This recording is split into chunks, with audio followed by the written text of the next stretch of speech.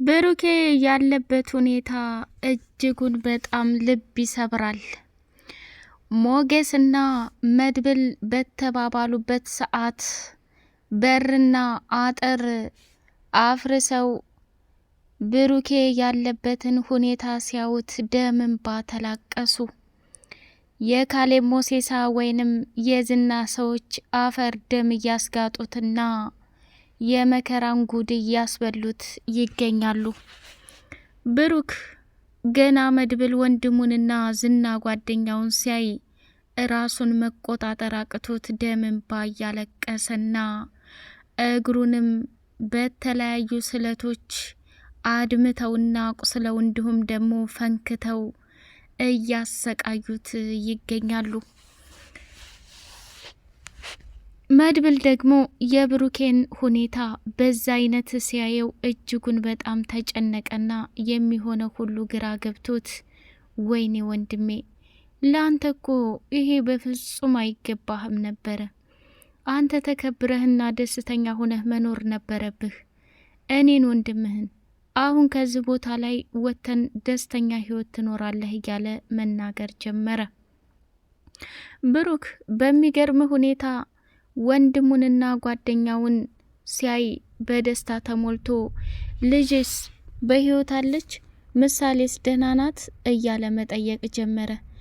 መድብል ደግሞ ወንድሙ የሚጠይቀውን ጥያቄ መመለስ አቅቶት እንባ ስቅስቅ እያለ እውይ የዛሬውማ ይለያል፣ እድሜ ዘላለምና እድሜ ስቃይህን እንደዚህ ሁነህ ወንድሜ አትቀርም፣ እኔ ወንድምህ መጥቼልሃለሁ እያለ ከአጠገቡ ሆኖ እንትን ማለት ጀመረ።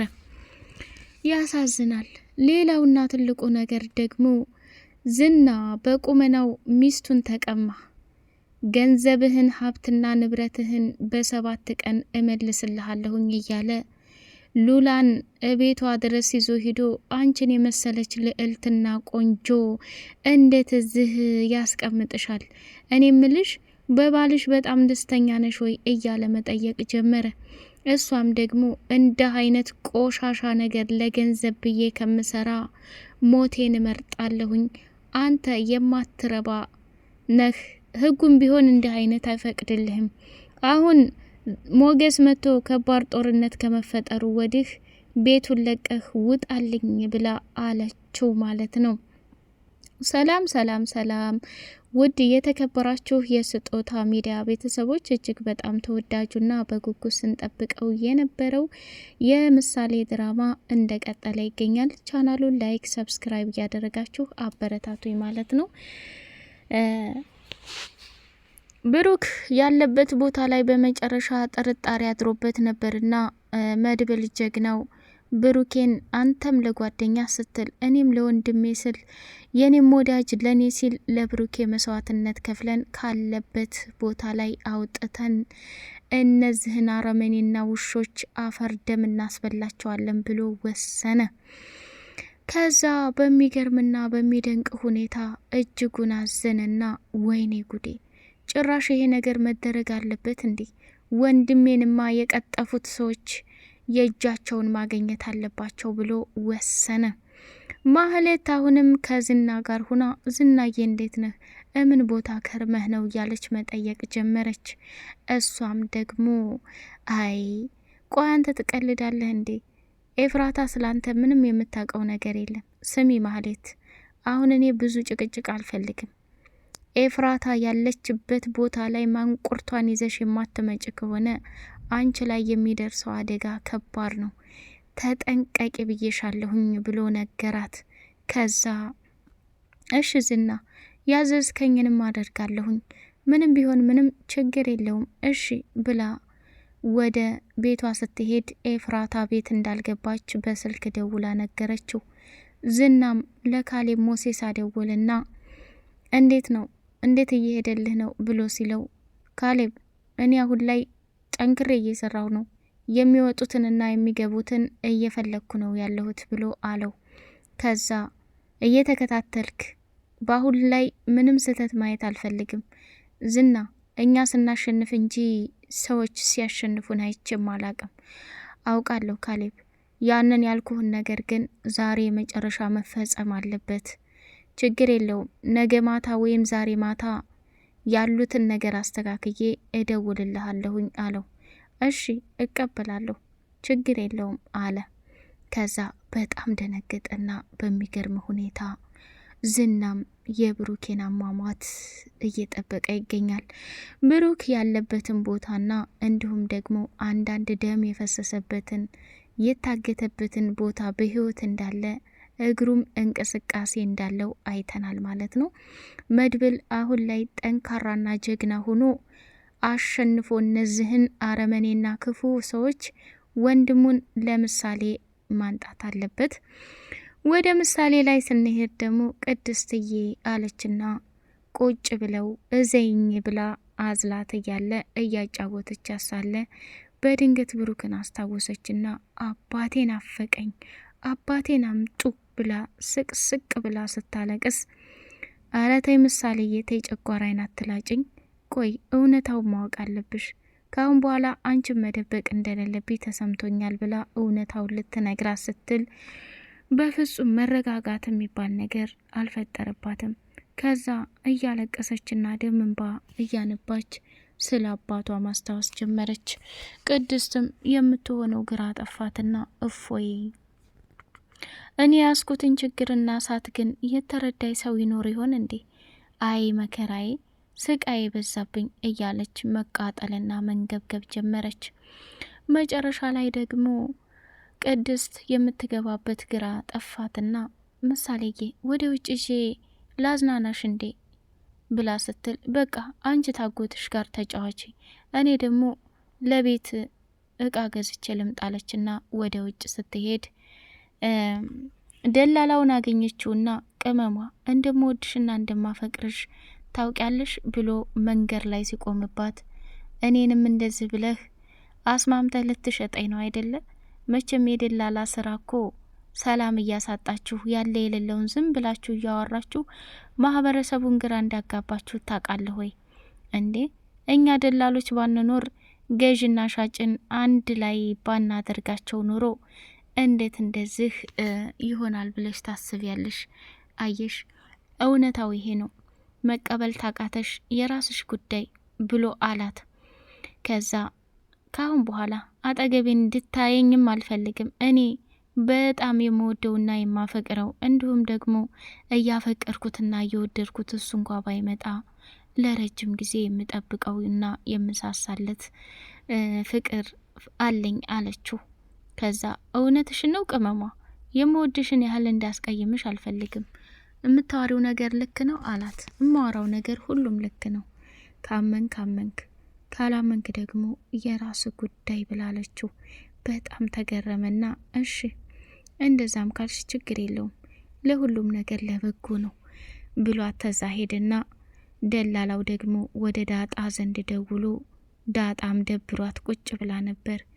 ይኸውልሽ አለሽበት ቦታ ልመጣ ፈልጌ ነው ወይ አንቺ ትመጫለሽ እንዴ እያላላት፣ ዳጣም ዝና ተለቋል የሚባል ነገር ስለፈራች አንተ መርዙ ዳጣ ነኝ እኮ ረሳኸኝ እንዴ? ዝና አንተንም ያዘህ እንዴ?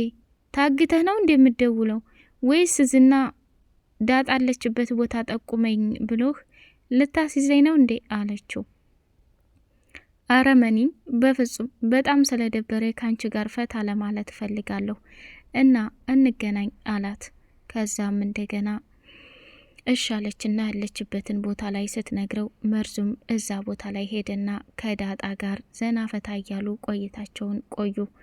ዳጣም ደግሞ እኔ ምልህ መርዙ አንተ የልጅ አባት መሆን ትፈልጋለህ እንዴ? አዎ ችግር የለውም። ወደፊት የልጅ አባት መሆን የምፈልግበት ጊዜ በተለይ ከአንቺ ምርጥ ምርጥ ልጆች ወልጄ አርገው ምን ብለው እንዳንተ ደላላ ሆነው ቦታ መሬት እያሉ በየቦታው እንዲሮጡ ነው እንዴ የፈለግከው አለችው። ከዛ እና ታዲያ ብሎ ሲል በጣም በጣም ደነገጠና እንግዲያውስ እውነቱን ልንገርህ። እሺ እውነቱን የምነግረኝ ምንድን ነው? እውነቱንማ የምነግርህ እኔን አጠገቤ እንዳትደርስ በፍጹም። ግን አንዲት ሴት ባል እንድትሆናት የምትፈልጋለች። ከእሷ ጋር ላገናኝህና እባክህ እከፍልሃለሁ 50 ሺህ ብር ስትለው በጣም ደስ አለውና ችግር የለውም የልጅ አባት ነኝ አመኛለሁ ተቀብያለሁ እያለ ቀጥል አለባት። ከዛ እሷም ደነገጠችና በል እናቴ አንተ እንዲሆንክ ገና ብዙ ነገር ታመጣለህ ጥፋለች ከዚህ ግድም ብላ ዳጣም አቅጣጫዋን ቀይራ ሄደች። ሉላ እንግዲህ ገንዘባቸውንና መኪናቸውን ንብረታቸውን ለማስመለስ ከሚነጋገሩት ጠበቃ ጋር ፎንቃ ገብቶለት ሞገስም ደግሞ በአስቸኳይ ይፈልግሃለሁ ብሎ መድብል ሲደውልለት የያዘውን ጉዳይ ትቶ እየበረረ ሄደ። የያዘውን ጉዳይ ሉላ ከጨረሰች በኋላ የሚያስፈልገውን ነገር መኪና ውስጥ እንጨርስ ብሎ ሲላት እሷም እውነት መስሏት አብራ ተከትላ ስትሄድ ቀጥ ብሎ ወደ ቤቷ ሄደና ይህ አንድ ክፍል ኮተቱ ምኑ አንቺ በጣም ቆንጆና ውብ ነሽ፣ እንዳንቺ አይነት ቆንጆና ውብ በአለም ላይ አይችም ሰምችም አላቅም። ስለዚህ አንቺ ደግሞ ምንም ይሁን ምንም ከሴቶች በላይ ትለያለሽ። ስለዚህ እውነቱን ልንገርሽ አብረን እኔና አንቺ ሁነን ገንዘባችሁን በአጭር ጊዜ ልመልስላችሁ ብሎ ሲል ቆይ አንተ ከህግ ውጭ የተለየ አሰራር ትሰራለህ እንዴ? ይህንን የማደርግ የወረድኩኝ ቆሻሻና ባለጌ ሰው አይደለሁም። እኔ የሚያፈቅረኝና የማፈቅረው የሚወደኝና የምወደው መልካም ባል አለኝ። ስለዚህ እሱ ቢመጣ አሁን የሚፈጠረው ነገር በጣም ከባድ ነው። ሂዱጣ እያለች ከዛ ስታባረረው እጇን ይዞ ፍራሹ ላይ እንድትቀመጥ አዘዛት። ሞገስም ቆይታውን ከመድብል ጋር አድርጎ መንገዱን ለዳጣ ደወለና ዳጣ በጣም ተናፍቀሻል፣ ደግሞ ጠፍተሻል፣ ምን ሆነሽ ነው? እኔ ከናፈኩህ ዝናን እንደገና ግተህ ማሰቃየት አለብህ። ሞገስ ዝና በህይወት እያለ እዛ ሰፈር በጭራሽ አልመጣም። አሁን ላይ እኮ በጣም ደስተኛ ነኝ፣ ቤተሰብ አለኝ፣ ከቤተሰቦቼ ጋር ሁኜ ደስ የሚል ህይወት እየኖርኩ ነው ብላ አለችው። ተገረመና ታይ ባክሽ ዝና መቼም ቢሆን መቼም ሊያዝ አይችልም። እልቅስ አዲስ ነገር ልንገርሽ። ምንድነው የምንነግረኝ? ብሩኬ ያለበትን አካባቢ ዝና እና ካሌብ ሞሴሳ እያሰቃዩት ሊገሉትም ጭምር መሆኑን የታገተበትን አካባቢ ጭምጫሜ ሰምተናል። ይህን ደግሞ ሌሊት በር ሰብረን ገብተን ብሩኬ የሚገኝበትን ቦታ ላይ ልንፈልግ ወስነናል ብሎ ሲላት በጣም ደስ አላትና በእልልታ ቀወጠችው። በል ሞገስ ያለውን ነገር እና አብረሽን ትሄጃለሽ ወይስ እንዴት ነው ብሎ ሲላት በፍጹም ፈጣሪ አምላክ ይርዳችሁ እንጂ እኔ እዛ ሰው ዘንድ ተመልሼ መሄድ አልፈልግም ብላ በጣም ፈራች። ሞገስም ወደ ቤቱ ሲመለስ ሉላ ያጋጠማትን ነገርና እየደረሰባት ያለውን ነገር ቢያይ ምን ይሰማዋል የሚለውን ማሰብ አለብን። ሉላስ አሁን ገንዘብ እና መኪናው እንዲመለስ ብላ ከዚህ ከህግ አማካሪው ጋር ትማግጥ ይሆን? ሞገስን አሳልፋ ተሰጠው ይሆን? ይህ ሰውዬ ሲጀመር ወይ የዝና ሰው ነው እንጂ የሚሆነው በፍጹም ሀብትና ንብረታቸውን ሊያስመልስላት የመጣ ሰው እንዳልሆነ ተረድተናል ማለት ነው። ምሳሌ እንግዲህ አባቷን የፈለገች መሆኑን ወይንም መጠየቅ የፈለገችውን ጥያቄ ቅድስትን ተናግራለች። ቅድስት ለመመለስ በጣም አቅም አንሷት ደም እንባ እያለቀሰች ትገኛለች።